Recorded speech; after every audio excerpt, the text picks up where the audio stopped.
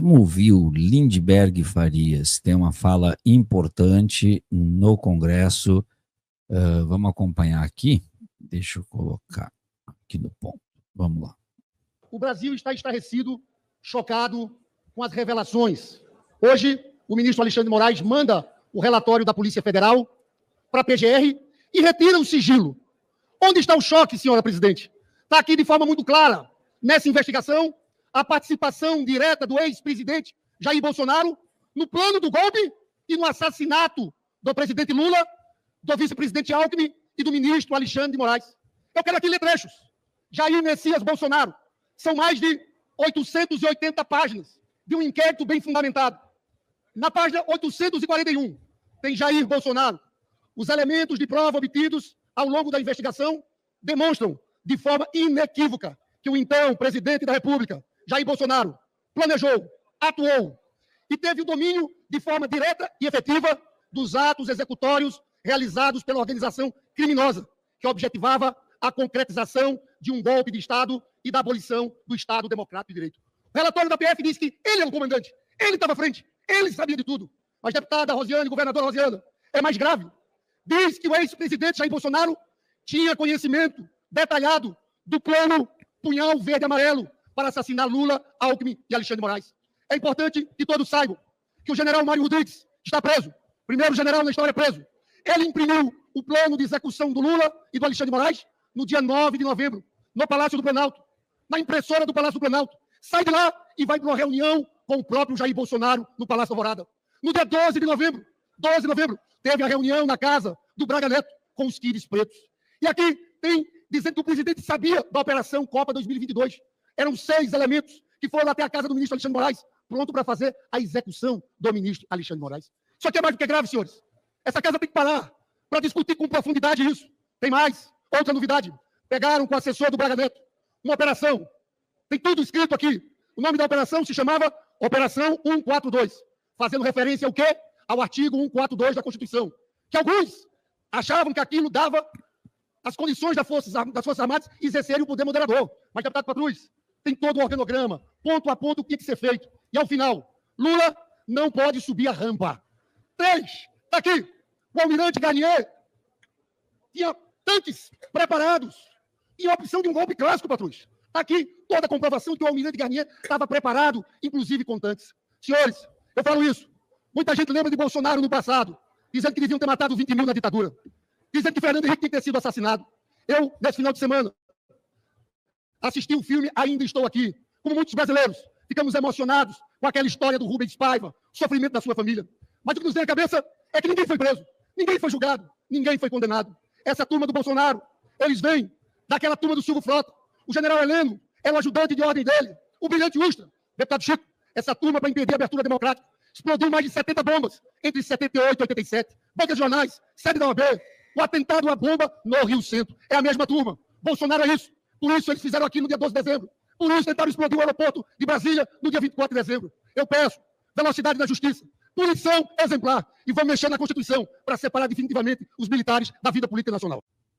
É exatamente isso, separar definitivamente os militares da vida política. E aí, Thalita Sotero, a gente tem, vamos dizer assim, que aumentar um pouquinho o tamanho do problema. E aqui eu peço atenção para todo mundo. Olha só. Conversas e documentos obtidos pela PF na investigação a partir da quebra de sigilo de mensagens do deputado Alexandre Ramagem, ex-diretor da ABIN, mostram que, ao longo do governo, ele revelou a expectativa de uma suposta cooptação de possíveis indicados ao cargo de ministro do STF. O documento diz, por fim, Ramagem revela a expectativa da cooptação de indicados ao STF, levando em consideração o fato de que o então presidente Jair Bolsonaro escolheria 2 integrantes durante o exercício do seu mandato. Nesse sentido, Ramagem sugere ao então mandatário, em uma ilação desproporcional, que os seus 2 ministros se submeteriam a interesses do grupo investigado. aspas para o Ramagem, nas trocas de mensagens, né? Há um difícil período pela frente até emplacar seus 2 ministros do STF, isso ele dizendo para o Bolsonaro. Vale destacar que Ramagem é apontado no relatório do inquérito do golpe como um dos principais conselheiros de Bolsonaro. O material recuperado pela PF demonstra que o ex-chefe da BIM compartilhava com Bolsonaro informes e propostas sobre diferentes assuntos. No entanto, de acordo com o documento, Ramagem mantinha uma postura bélica em relação ao STF. O teor da anotação indica que Ramagem promovia, junto a Jair Bolsonaro, um discurso alinhado à narrativa de ataques aos demais poderes da República. Os trechos contêm elementos de deslegitimação da atuação do Judiciário e do Legislativo. Ele também incentivou Bolsonaro a enfrentar os ministros. Aspas, tem que concentrar em enfrentamento velado e planejado contra eles. Estou à disposição para qualquer ajuda, disse o ex-diretor da BIM em mensagens enviadas para o ex-capitão. Então, do que a gente está falando aqui? Eles, inclusive, estavam jogando com a ideia de que os indicados por Bolsonaro, os terrivelmente evangélicos, seriam o STF deles à parte. Vamos voltar um pouquinho no discurso do Flávio Bolsonaro da semana passada? O que o Flávio Bolsonaro disse? Além daquele absurdo que ele disse que pensar em matar não é crime, e ainda disse todos nós já pensamos um dia em matar alguém, né? Ele que falasse por ele, mas enfim, naquela mesma fala ele disse, quando nós tivermos a maioria aqui no Senado, nós vamos poder empichar o Alexandre de Moraes. Está lá no discurso dele. O objetivo da extrema-direita é ter a maioria total, né, absoluta, no Senado, para que, pela cabeça deles, eles possam abrir processos de impeachment contra ministros do STF, porque o objetivo não é simplesmente ter a maioria no Senado. O objetivo é, de fato, ter o STF nas mãos. Esse é o objetivo deles. Ter o STF. E aqui fica claro, as trocas de mensagens do Ramagem com Bolsonaro deixam claro. Trabalhar com a ideia dos 2 ministros, e teremos, segundo ele, né, teremos um difícil caminho até emplacar os seus 2 ministros. Os 2 ministros seriam a garantia, então, dentro do Supremo Tribunal Federal, do alinhamento com as pautas golpistas desse povo. O ex-presidente da República tinha grupos de WhatsApp com uma corja do mesmo DNA dele. E Ramagem, um dos mais atuantes enquanto conselheiro do presidente da República, falando em enfrentamento e dizendo que o presidente da República pode contar com a minha ajuda no que precisar para esse enfrentamento. Esse mesmo canalha que foi candidato a prefeito aqui na cidade do Rio de Janeiro, que comandou a Agência Brasileira de Inteligência e que está aí, que foi candidato depois de tudo isso.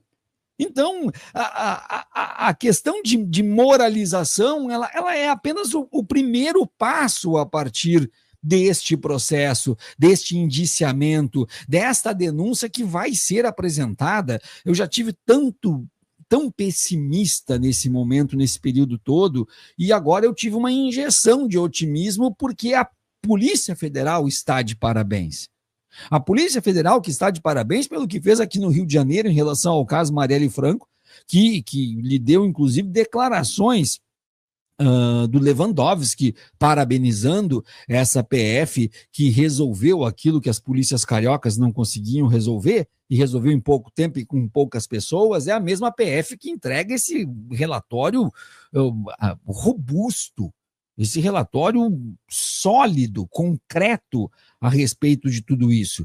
Pois essa é apenas mais uma notícia. Eles esperavam a cooptação de ministros do STF, esperavam ser reeleitos, e sendo reeleitos, esperavam continuar amontoando ministros do STF alinhado ideologicamente com eles. para que tivessem o controle das instituições e daí pudessem sempre fazer tudo dentro das 4 linhas da Constituição. Não existe golpe que não seja alinhado esteticamente com a legalidade. Isso ficou no passado. E no passado, bem distante, nem em 64 foi assim. Bem distante. Os golpes agora, eles vestem roupas da legalidade para poder criar esse discurso. Foi dentro das 4 linhas, foi com apoio disso, com apoio daquilo. Claro, tu consegue fazer um emparelhamento, consegue fazer um alinhamento colocando os teus, inclusive na Suprema Corte.